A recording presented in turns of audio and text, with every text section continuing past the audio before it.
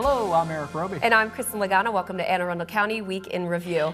They called it a status quo election, and we're still here, so I guess they were right. They didn't vote us off the air. They didn't vote us off the air. Why would you vote us off the air? Of the vote. You know, there's You could get voted off the air, there. not me. They're gonna keep me. They voted your shirt off the air, I know that. We'll get to all the... Where's your jacket, by the way? Look really suave there without your jacket. We'll get to all the election happenings, and we'll also preview a job fair and meet a very special little girl who is making a grown-up difference in her community. But first, making headlines. The headline was, Obama wins a second term, but there were plenty of local headlines as well. Turnout was high at all the polls. How long did you wait, Erik?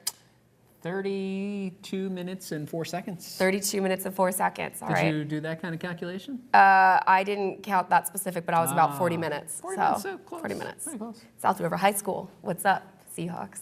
Turnout was high at the polls. What's up, Seahawks? Every single one of the ballot initiatives passed, and local incumbents won easily in their races. Let's start with the results. Senator Ben Cardin clobbered challengers Dan Bongino and Rob Savani, and Congressman Dutch Ruppersberger, Donna Edwards, and John Sarbanes all will return for another term. Mitt Romney narrowly beat President Obama in Anne Arundel County by about 2,200 votes, but Republicans normally do much better here. Also worth noting is that many of the statewide ballot questions that passed were opposed by voters here as well. Preliminary numbers show that while expanding gambling passed 52 to 48 statewide, Anne Arundel County voters rejected it 56 to 44. Local voters did agree on gay marriage, which passed 52 to 48 statewide. And again, the county bucked the rest of the state by narrowly rejecting the DREAM Act, which passed easily statewide. All of those county charter questions passed easily as well. They do everything from limiting the line item veto for the county executive to changing the date the budget is presented and imposing new sanctions for elected officials who break the law. For a full list of the ballot initiatives, you can click on the banner at www.aacounty.org that says sample ballot, or you can click on the results banner for detailed breakdowns of how people voted. Now here's a trivia question for you, Erik. I love election trivia. Who was the last Democrat for president that won Anne Arundel County? I have to say it was Bill Clinton. Bill Clinton? Survey says, no, it was Lyndon Johnson. Further back than that, Lyndon Johnson. Wow, Clinton did in the county? No, Lyndon Even Johnson. against Bob Dole? Lyndon Johnson. Bob Dole won in Anne Arundel County. Didn't know that. Well, one thing the entire country had in common was a lot of excitement about this election. We heard of hour-long waits to vote for early voting, which went on for several days. We heard of waits as long as 3 hours at some polling places on Tuesday. People, whether they were voting for President Obama or Governor Romney, really came out in force. It likely didn't break any records this year, especially because the turnout was so huge in 2008 when President Obama defeated John McCain. But it sure did feel a lot like people really came out to vote. And Kristin, you know, you talk about voting, and you know, the community college, I don't know if you saw it or not, came out with a poll that actually showed that the percentage of people thinking that Anne Arundel County is going in the right direction is now at 50%. It's up from 42% of 6 months ago, and actually the state people that also voted in that poll said the state and the country are only about 36%. So people really like living in Anne Arundel County. Well, that just shows you how hard all the people that work for Anne Arundel County are working to make sure the residents are loving Anne Arundel County as much as we all do. They're doing great. Our department heads and all our county employees are doing a wonderful job implementing the visions from the administration. County Executive John Leopold has put together and assembled a team of great folks that have really done a wonderful job. So you said 32 minutes? Something like that, you know how I like to throw numbers around. It was a while, but it was good. I got to see a lot of old neighbors that I haven't seen in a while. Yeah. One lady recognized me from when I played Loopers baseball as a 12, 13-year-old kid. So many years ago, she recognized me. And, Erik's glory days. You know, it was great. A couple people recognized me from the show, so that was nice. Oh, really? Yeah, I didn't get any of that. They asked about you, but I said no. She doesn't vote at this point. You did not. Oh, at the polling place. At the polling place. I thought you were going to say didn't vote. I was like, you better not say that. You know you vote. Everybody knows. What was the longest that I've ever waited to vote? And I'm sure it had a lot to do with a lot of the the length of the ballot this year. A lot of people. But I can't stress enough, folks, that next year, when you get that sample ballot, take a look at it. Read the questions. Get yourself familiar. I feel like it would have made a lot of things go faster because there's a whole lot of people standing there for a while. A lot of people stand there for a while. I get in and get out. I know what I'm voting for. Homework's done. I'm ready to go. Yeah. Did you get your sticker? Got my sticker. My kids got their sticker. My wife got the sticker. Everybody got the sticker. Everybody got the sticker. Did you guys get any free stuff? You know, we went and got a There's all kinds of swag. Pizza. Caesar's Pizza? Little Caesar's Pizza. What were they doing? $2 off or something like that. I went So to it's good. Starbucks. I got my coffee and my indivisible bracelet from Oh my Starbucks. gosh, very nice. And they were giving away tacos at California Tortilla. Oh, very nice. Good stuff. I like swag. Well, the night before the election, the county council was doing some voting of its own. The council approved legislation by a 4-3 vote, limiting the number of employee unions the county can have. Right now, there are no fewer than 13 unions representing county employees, which range in membership from just about 8 employees to 772. Of the county's 3,800 employees, 2,861 of those are union members. The new legislation says no more. Supporters argue that having so many unions makes it take longer to come up with a balanced budget because each contract has to be negotiated separately. Opponents said setting a minimum number of members for new unions might be a better way of approaching this issue. The county executive has a week to sign or veto the legislation. Sign or veto, that's always the question. Sign or veto. Well, I got to tell you, we've talked a little about the election, but before the election, we had a big storm come through here. Huge storm. And a lot of people are still cleaning up, especially up in New Jersey, New York. You've seen the pictures of that. But there were a lot of folks here that really helped out their neighbors. And yes, we didn't get hit as hard as some of those areas, but we still had some flooding issues. We still had some down trees.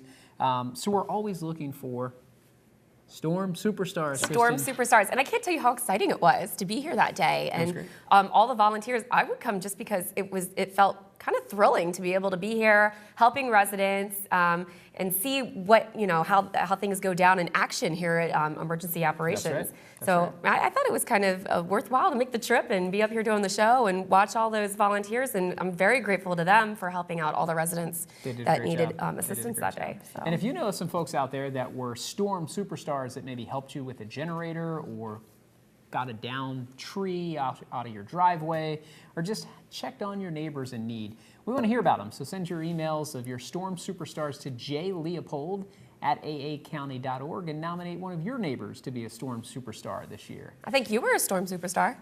I'm always a superstar. What are you talking about? You did back-to-back live shows. That's right. Well, folks, there's more Week in Review to come, including our interview with Lauren Hontz and her mom, Jennifer, about how this elementary school student is helping families in crisis. Check out our community calendar for upcoming events around your county. Stay with us. We'll be right back.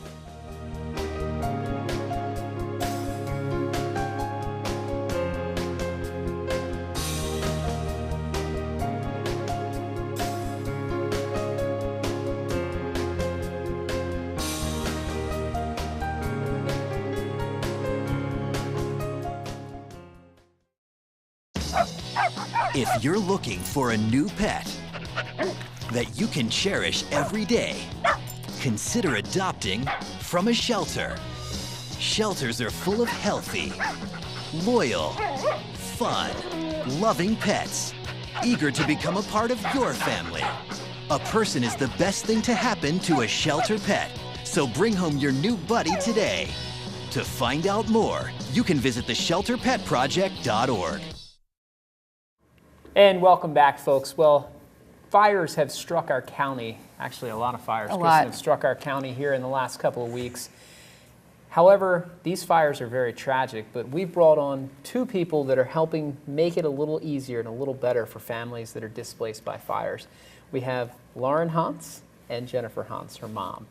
Now, ladies, you guys have experienced a fire. Both of you in July went through that. Jennifer, tell us a little bit about what happened there. We had a townhouse that was 106 degrees that day, and my husband grilled out, turned off the grill, and we went inside to have dinner, and the neighbors came pounding on the door and said the house is on fire. And that was the beginning of a whole lot of changes in our lives. And by the end of the night, what we realized was life wasn't going to be the same, and it wasn't the big things that we quickly realized were going to make a huge difference. And what we realized was we didn't know a lot of the resources, and we didn't know, a lot of the information we probably needed to. And that's a lot of where this stuff starts to come in really fast. And let's talk a little bit about that stuff. Lauren, you went through this as a child, as an elementary school Though girl. I was at my friend's house kind of when that was happening, yeah.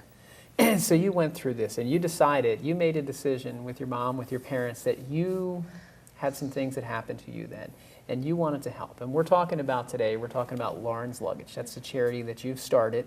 And what you do in that is you actually put together those comfort items for people, kids, adults, pets, that they really need when they have a fire. And Lizette, tell us a little bit about that.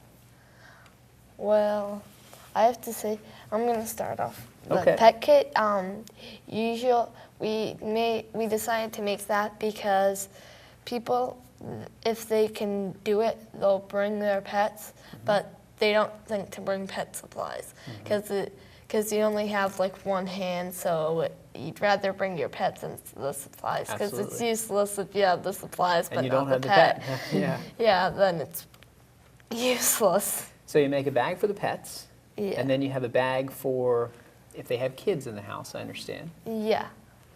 And what kind of things would you find in a bag like that? One of these bags here, I think, is what you have. Yeah. You'd find a stuffed animal. This doesn't go with this, but Sure. there was a different Sure. one because this is a girl for her. Yes. It was just an extra that we had there. So there will be a stuffed animal, then like a little kid's blanket. Blanket, sure. Depending on around the age, because sometimes we'll find out like around what age, and depending on the age. And then there's going to be like a little toy kit or something. And that's This really is the important. I toy. mean, folks don't really think about that. When the fire happens, your goal is just get out of the house, and then Yeah, gosh, my the dad. whole world just turns upside An down. interesting fact. One of the pet things was my dad was at the edge of the kitchen, and my brother had to remind him to get my bunny. 'Cause, Wow. yeah. But show them what some of the other things that you put in. It's pretty amazing. We put in some books. And Lauren, what made you decide to do this? Where did this come from? I know you went through the tragedy yourself, but what made you decide to want to help other people out of this? Well, we just had some extras, so I just thought maybe we could give it to other people who have been through this. Well, these are all items that you wouldn't even think about, and it's really great that you've decided to do this and put them together because, like you said, when you're running out of the house and you're not really thinking about all the things you got to grab, things like this that make a difference in a kid's everyday life, but you wouldn't think to grab when you have a fire and you need to get out of the house. Yeah, So and- I think it's really great, and the things that you've thought of to put in these Yeah, bags. you only think about it after you're at the hotel. Right, you're at a hotel or you're staying at a family member's Yeah, house so and you even, don't have your like- stuffed animal or Yeah. a book. Now, Lauren, how do you find out about the families that need this kind of assistance? Well, we always get told by like our church will tell us we have the Red Cross. Red Cross? Or or the person or a friend of the person, because we can't like ask them to. We Right. can't ask them if they need it. They have to come to us. So this has given you a wonderful opportunity to create your own charity, something obviously that you hold very near and dear to you. Yeah. And how do you, I saw in a past interview that you did that you have a supply closet at home. Yes. What are the kinds of things that we could find in your supply closet? Well, it would be most of the stuff found in both of the Night kits. lights. Yeah, Night night lights. lights, because there's also a night light. Oh, Because the great. first There we time go. at my new house, because the first thing at my new house, my friend had turned off the lights and I wasn't used to it, so. That's Yeah, a it can good be a thing to little think scary. of. Yeah.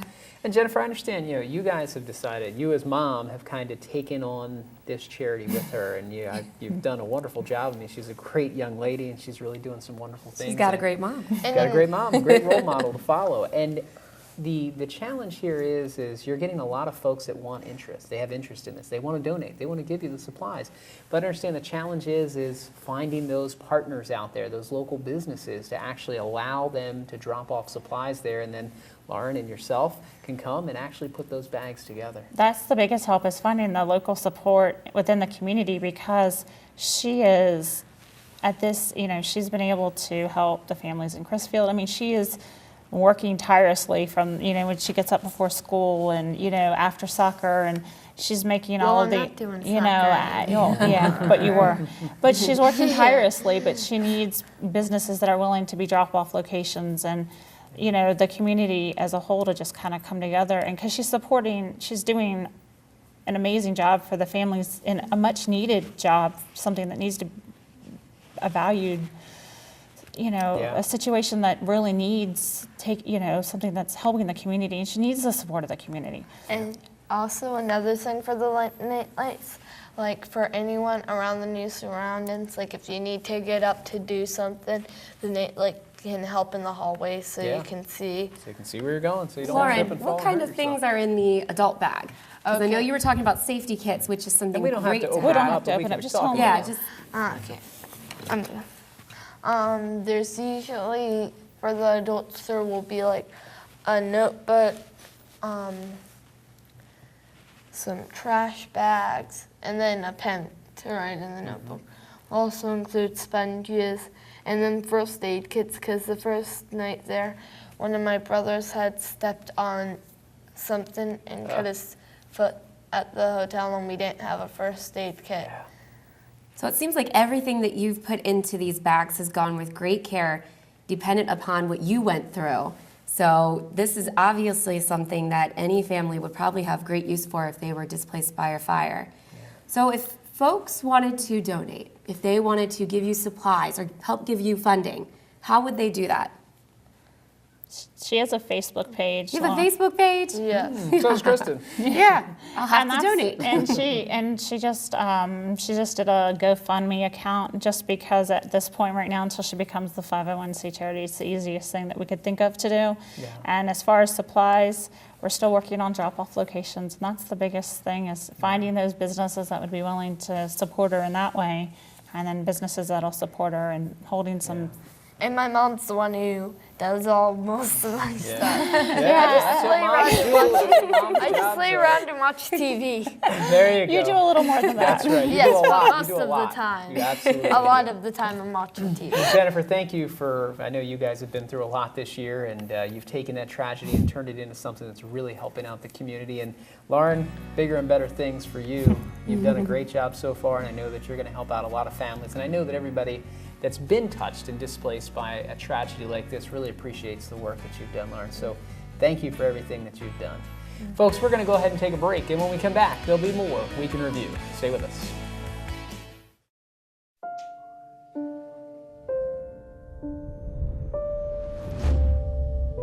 What if a disaster strikes without warning? What if life as you know it has completely turned on its head? What if everything familiar becomes anything but? Before a disaster turns your family's world upside down, it's up to you to be ready. Get a kit, make a plan, be informed today. Learn how at ready.gov.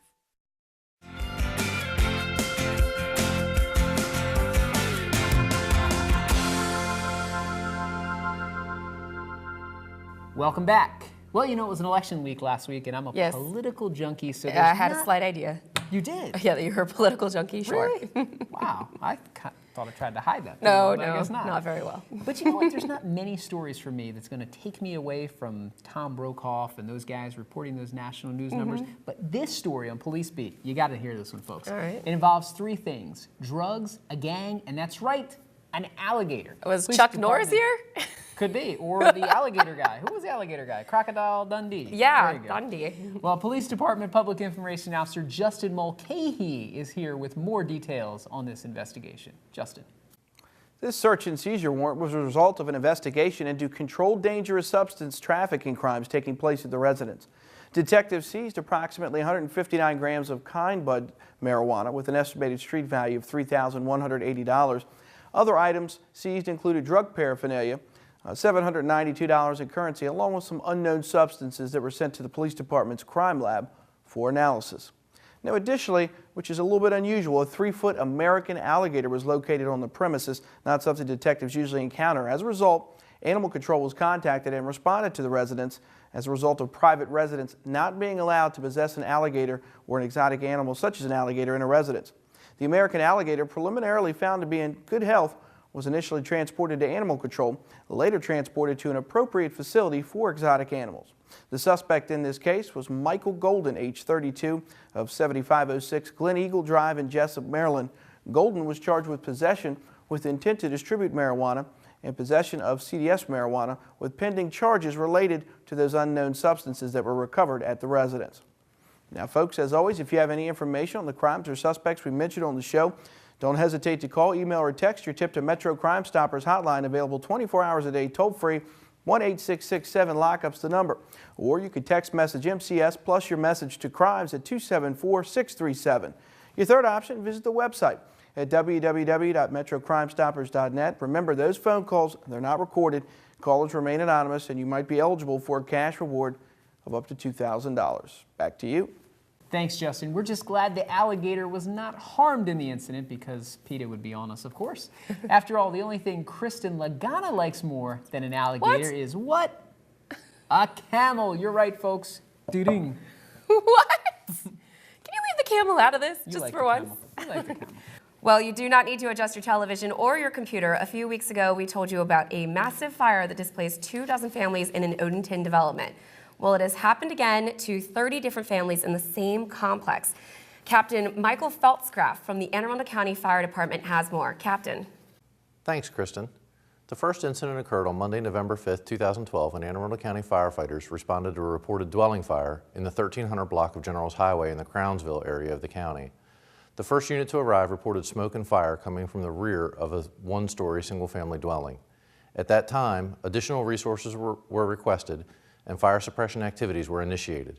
In all, it took 58 firefighters about an hour to bring the two-alarm incident under control. During a search of the residence, firefighters did locate and rescue one victim from the basement area of the dwelling. The victim, a 75-year-old male who suffered life-threatening injuries, was transported Priority 1 to Anne Arundel Medical Center via ground ambulance. The fire, which caused an estimated $75,000 in damages, was determined to be accidental in nature and is being attributed to an electrical malfunction. In a second incident, Anne Arundel County firefighters responded to a reported apartment fire in the community of Severn Oaks in the Odenton area of the county just after 1 p.m. on Wednesday, November 7th, 2012. In this case, the first units to arrive on the scene reported visible fire and smoke coming from the rear of a 3-story garden apartment unit. Crews immediately requested additional resources and stretched hose lines to the interior of the building in an attempt to extinguish the flames, as well as conduct search and rescue operations in the fire building. However, conditions within the building deteriorated rapidly, forcing firefighters to be pulled from the building. Firefighters then utilized elevated streams from fire department ladder trucks to control the flames. In all, it took 60 firefighters from Anne Arundel County and Fort Meade fire departments about 30 minutes to bring the two-alarm incident under control. Some residents were home at the time of the incident. However, they were able to escape without injury prior to arrival of the fire department. Kristin. Thanks, Captain. Fire officials advised that the fire was determined to be accidental in nature and is being attributed to improperly discarding smoking materials. More than 12 apartments suffered damage as a result of this incident, and 30 people were relocated with the assistance of the Red Cross and the property management company. And maybe our guest today will be assisting them as well. I'm sure she will. She did a great job and has a great little nonprofit charity going there. It's really good. It's things you don't think about when you do have a fire. Well, Kristin, we've heard politicians campaigning. Gosh, we've heard them campaigning for the last, seems like 6 months now. Yes. And they've been campaigning a lot about jobs, jobs, jobs. But the question for many is just where are the jobs? Well, our own Kelsey McConkey joins us with information about the Jobs Expo set for Glen Burnie this week. Kelsey. This is Kelsey McConkey with Week in Review. I'm here at Workforce Development, who is co-sponsoring a community town hall for employers for the northern Anne Arundel County area with John Leopold, who's the county executive. I'm here with Lisa, who works at Workforce Development, and she's going to tell us a little bit about the Employment Town Hall. So when and where will the Employment Town Hall take place? Well, actually, you're standing in the location. This is our Glen Burnie One-Stop Career Center. We're here at 7480 B&A Boulevard, and it will be held in the auditorium. Thank you. And so with the employers, what type of things are they going to be talking about to the job seekers as well as their hiring processes? What kind of things are they going to address? Well, we're hoping after this event is over, we've accomplished 1 or 3 objectives. One of them is these employers are actually people who are hiring, and we want to know what jobs they have available now and jobs in the future. And they're located all here in the Glen Burnie, Pasadena, Brooklyn Park, Hanover area. We also want to know the type of candidate that they're looking for to fill these jobs and what skills they need, what training or whatever that we can provide, if we're providing training, that we can get them ready for the jobs that they have. And we also just want to really make sure that we've connected with the employer and that we hear the employer needs, not just the workforce development specialist saying this is the right candidate. Those are the objectives. Okay, and out of those panelists that are going to be talking to the job seekers, what are some of the examples of who is going to be here to talk to them? Okay, we have Manpower is going to be here. And I do have a list, and I'm going to look at the list so that I don't miss anyone. Anne Arundel County Fire Department and Police Department, the AT1 Performance Products, they're new. Bay Area Goodyear, Comfort Care Senior Services, and IBEW, which is the International Brotherhood of Electrical Workers, and Providence Centers. Those are the ones that we have confirmed at this time. Okay. And how do people go about registering and making sure they get a seat for this event? And I know that I'm going to get this almost correct because I had an event I did today and I registered. But if they get the flyer, they can see that there is a website that's there. And on the flyer, it tells them to go to Eventbrite, and they can register and come there. And what's going to happen is that we have seats for approximately 100 people, and we're hoping to fill all of that. So if you have not registered, register now, because there'll be jobs available that's administrative, caregivers, drivers, entry-level police officers, manufacturing, recreation aides, sales, and telecommunications specialists. So this is very important. So you have a wide range of different employment opportunities for people. Certainly, certainly. Okay, and also being here at the Career Center, not only are you guys offering this event for them, but you guys on a day-to-day basis do things here. What are some of the things that employers can do here at the center? Well, our main focus of AAWDC is actually give the persons the skills and tools to help them be prepared to get a job. And what I mean by skills and tools is basically we assist them with resume preparation, interviewing skills. We also help them learn how to job search, as well as how to prepare for jobs, such as a job fair or something of that type. We have our unemployment, and we have special programs that really qualified people are working with, such as our veterans, our welfare to work, our seniors, our youth, etc. And the other things we do are assessments for people to make sure that the job that they're looking for, that they actually qualify for that job prior to go there. We use several tools for that. And one of the other things that we do is we're just really there to help the job seeker move forward and be successful, connecting with the employer. That's what we're for. Well, it sounds like you guys are a great resource for somebody that's looking for employment. And can you remind everyone again when the event is and where it will be? Okay, the event is Wednesday, November 14th. It will be right here where we are standing, 7480 Ritchie Highway, B&A Boulevard, Glen Burnie, Maryland. And the time of the event is 9 a.m. That's when it starts. Okay, well, I hope everyone that is looking for a job comes out and uses this resource that they are offering you to give you the one-up on everyone else that's looking for a job in the northern Anne Arundel County. Back to you in the studio. Thanks, Kelsey. Who knew? 500 job openings right here in North County. Yeah, it's really great, actually. Maybe if you don't work out here in the anchor chair, there'll be something out there for you. Oh, really? You think so? Chris and I can handle this show all by myself. Can you handle the rating drops by yourself? Rating drops? We're way up. Look at these numbers. Yeah, guess Look at what? these numbers. What do you mean? It's the bangs. Must be the shirt. Must be the shirt. You're so jealous of this shirt right now. My goodness. I don't think our viewers are ready anyway for an all Erik all the time weekend review. They kind of liked me all Erik doing the live Yeah, I broadcast. think you got enough taste of the limelight that weekend. Yeah, you're or right. that Monday. Yeah, you're good. Right.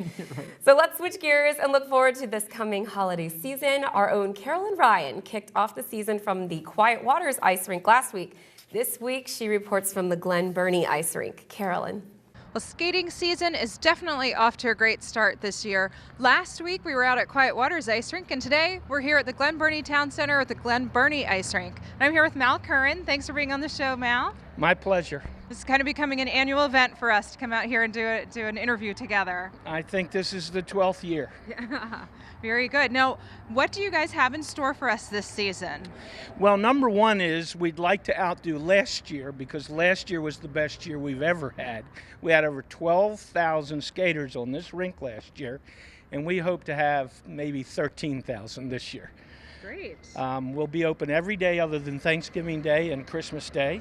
We'll have a New Year's Eve party and other events that you need to just kind of watch the website for. Okay, great. Sounds like some fun events coming up. Absolutely. Now, you guys have a great ice skating lesson program. Tell us a little bit about that.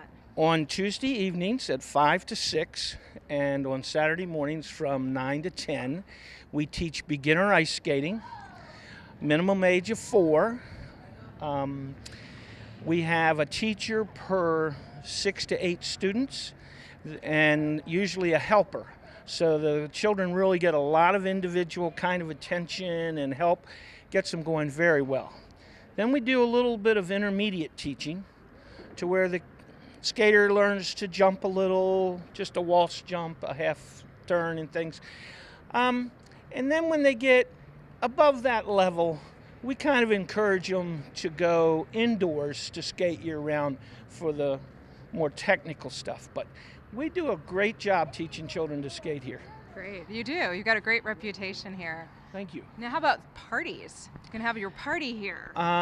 We are just growing with parties. The warming hut over here, we call it, has a greenhouse effect because of all the windows, openings and stuff. And we have up to about 60 people in there at one time. We have tables and benches for birthday parties. We've had anniversary parties here. We've had proposal parties here. We've had Ravens parties here. You name it, people like to come. It entertains the kids while the parents are inside. No alcohol, but you know what? You can have a better party without it. Yeah, it sounds like fun. Maybe you'll have a wedding this year. Who knows? Gee, I hope. As long as it's not mine. I'm already married. Now you've got, you were telling me about a really interesting fundraising program that you guys have. Yes, for nonprofit organizations such as Scouting, PTA, chorus at school, the band, the football team, whatever. You get with us, we pick a weeknight, Monday through Thursday, that's available, and we schedule that night. Then all the people you cause to come here to skate pays their normal admission fee, and at the end of the week, we refund to your organization 50% of those admissions. 50%. That's a great program. You can raise several $100s in a night without a lot of your volunteers having to do things. Right. When you're having this kind of event, we encourage you to bring hot chocolate, brownies, cookies, and you can sell them for 50 cents or you can give them away, whatever you'd like to do. Right. We don't handle food here. Right. But that's all for nonprofits, but that's a great program for them. We book a lot of those nights, and that, as people are becoming aware of it, are calling more and more to do that, because in these times, everybody can use a little extra. Yes. You bet. Absolutely. Now, anything else in particular you guys have going on? Well, one of the questions we get a lot is about what size skates do you have? Do you have them small enough for my child? We have child size 7 up to adult 15.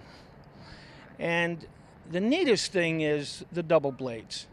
They're a little booted shoe, and they have 2 blades instead of 1, and it makes 3, 4, 5-year-olds have a great time out here with their older brothers and sisters who are more capable of being on a single blade.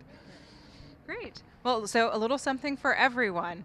Tiny little ones all the way up to big people. Yeah, when I first got into this skating, I watched a family of 4 or 5 come, and mom or dad would have to sit out with the littlest one because they just weren't capable of doing it on 1 blade. And I thought, how can we change that? And the answer was double blades. And we're not going to make an Olympian at 4 anyway, so let's just get them accustomed to the weather, acclimated to that, and having a good time on that slippery surface, because it's not natural to like your feet slipping out from under you. So once they get a little used to it and they're having a good time, they come in and ask for the others. They say, Mom, I'm ready to try the others, or Dad, and away they go. Great, great. Well, whether you are brand new to skating and need those double blades, or whether you've been out here for years like Mal, come on out to the Glen Burnie Ice Rink. You can get more information about the ice rink on our website,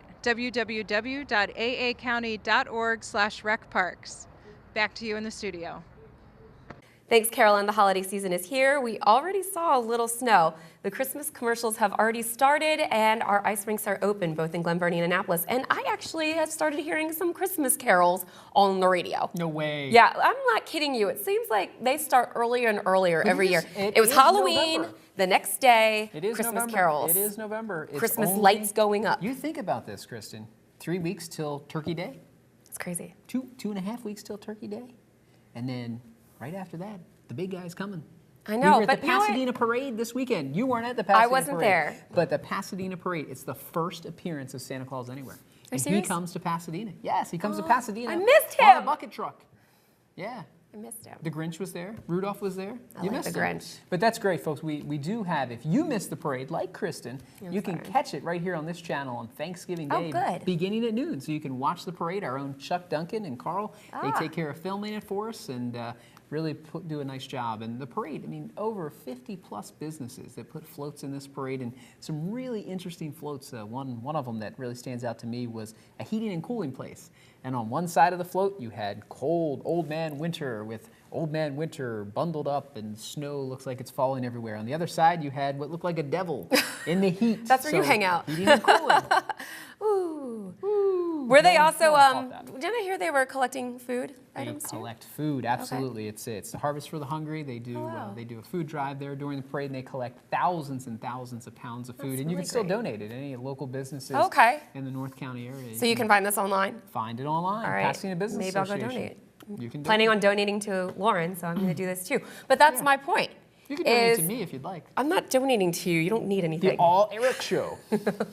Okay. No, I am going back to this whole, the second Halloween's over, we start pulling out all the Christmas stuff. I love Christmas, don't get me wrong, but I feel like Thanksgiving gets a bit overshadowed, and it's an important holiday. We need to remember to give thanks. We need to remember to lend a helping hand to our neighbors and donate and help out those less fortunate. And eat turkey. And I'm starting, yes, the food, Eric. I'm starting my own vendetta. Yes. It's not against Christmas. ranting. It's just for Thanksgiving. You're voting against Christmas? I'm not voting against Christmas. Did you vote against Christmas on the Don't ballot twist this my year? words. But did you see Santa Claus was on the write-in? Santa Claus was on On the write-in yeah, ballot, people want to which write is Santa great. Claus. Santa would make a great president. Yes, he would. My point is, though, is don't let Thanksgiving pass you by too quickly. Because enjoy turkey, it. The turkey's good. Eat the turkey, take a nap. Like Besides the turkey, enjoy your family. the Enjoy cranberry is pretty good too. Eric. And the stuffing and the green bean casserole. I'm You ever make green bean trying casserole? to get emotional here, and you're just not letting me. Go. Be with your The family. All Kristin Show coming up next. Enjoy what you have. Be thankful for all that you have, and try to assist someone who doesn't have as much as you. And then get ready for Christmas. Then get ready for Christmas. After your turkey coma. Folks, that's going to wrap up this week's edition of Week in Review. You can watch this episode online anytime at www.aacounty.org. Archived episodes are available at blip.tv and on YouTube. You can also subscribe to that free video podcast at iTunes, or like us on Go Facebook ahead and do that. at Arundel TV.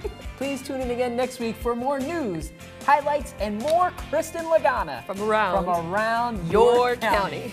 We'll see you next time.